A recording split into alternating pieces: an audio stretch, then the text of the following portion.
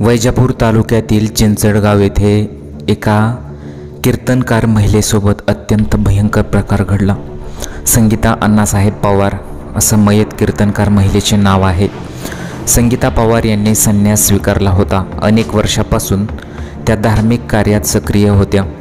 अत्यंत साधे राहणीमान असलेल्या पवार या कीर्तन करीत असत।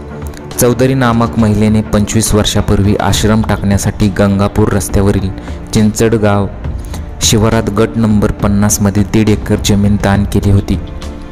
या जमिनीवर ग्रामस्थांनी मोहटा देवी मंदिरही उभारले होते।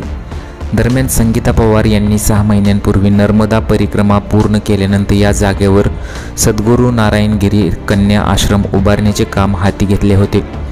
या जागेवरून काही ग्रामस्थांनी त्यांच्याशी अनेकदा वाद घातला। हा वाद पोलीस ठाण्यापर्यंत पोहोचला होता। आता शुक्रवारी रात्री संगीता पवार मोहटाग देवी मंदिरात झोपलेल्या होत्या। त्यावेळी अज्ञात व्यक्तींनी दरवाजा तोडून मंदिरात प्रवेश केला आणि संगीता पवार यांच्या डोक्यात दगड घालून क्रूरपणे त्यांची हत्या केली आणि मंदिरातील 2 दानपेट्या चोरून नेल्या। मोहटा देवी मंदिराचे पुजारी शिवाजी चौधरी हे सकाळी आश्रमात आले असता त्यांना आश्रमाचे गेट आणि कुलूप तोडलेले दिसले।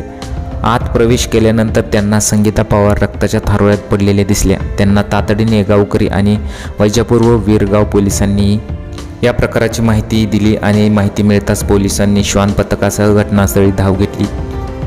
त्या अज्ञात व्यक्तीविरोधात वीरगाव पोलीस ठाण्यात खुनाचा गुन्हा दाखल करण्यात आलेला आहे।